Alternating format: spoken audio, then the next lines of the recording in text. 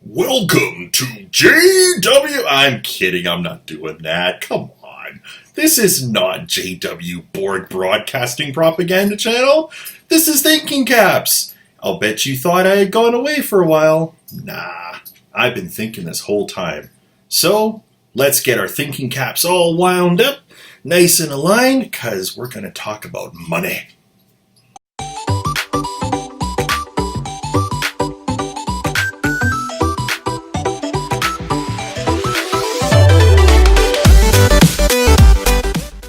So, today's story is all about the tabernacle.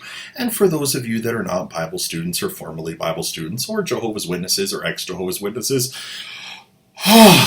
so many titles. Let's talk about this tent of meeting that the Israelites were told to build while in the wilderness. Because apparently Jehovah needs his buildings, absolutely loves them. And Watchtower today absolutely loves building kingdom halls and branch facilities and everything else. Well, it goes all the way back to the book of Exodus. So, not too long after everybody has been plagued from worshiping the golden calf, see my golden cats video, golden calf, cats, faff, golden something. So not too long after all of this, it's time for them to start building. And there's all kinds of things they have to build. The tabernacle, the Ark of the Covenant, the holy garments for Aaron to be a priest and act like one.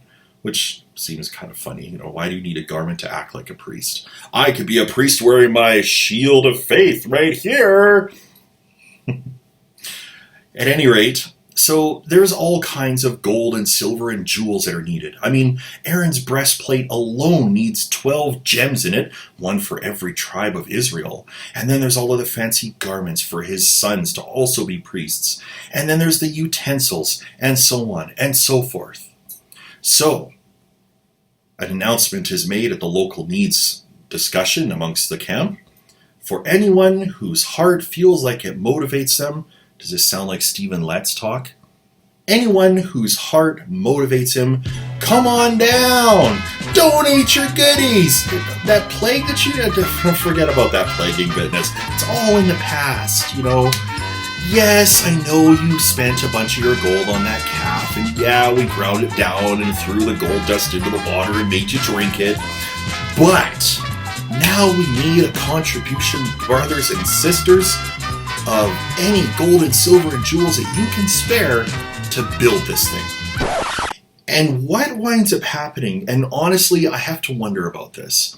So the people are impelled, it says, to bring forth as much gold and silver and everything else as their hearts will move them to bring.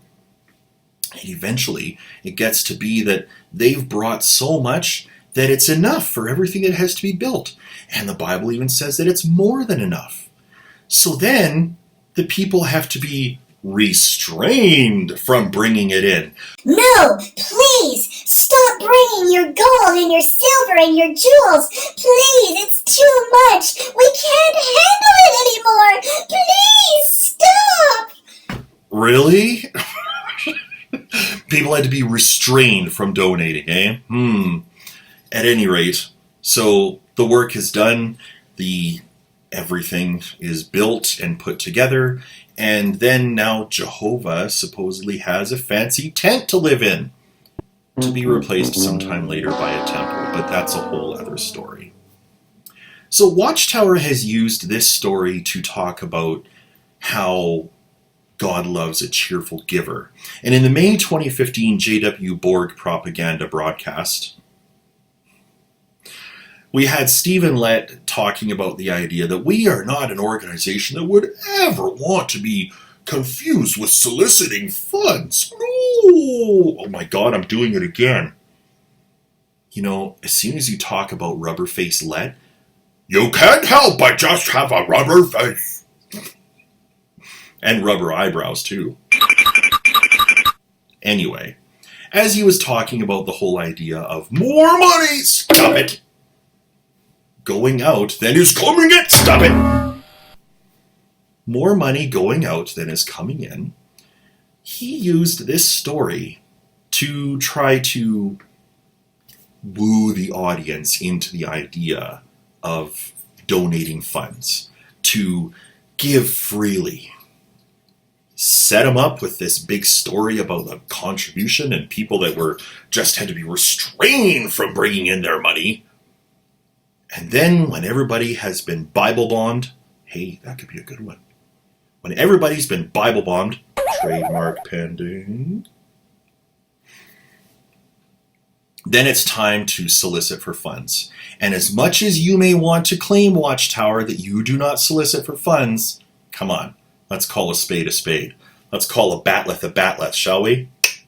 Watchtower, you have multiple billions of dollars. And if this account in the book of Exodus is even remotely true, and if you are trying to use the Bible as your example, then a person with a well-oiled thinking cap goes, if you have all of this money, then why are you still bilking people for more and more money?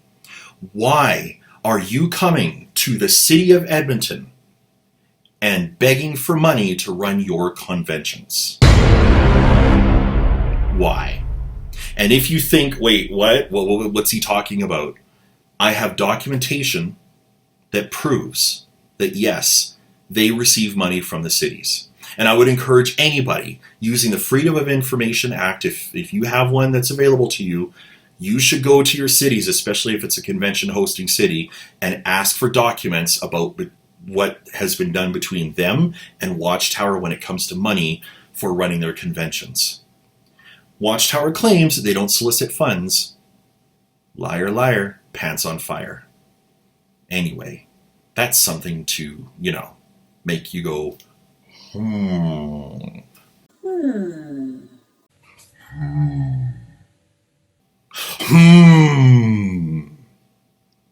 See you next time.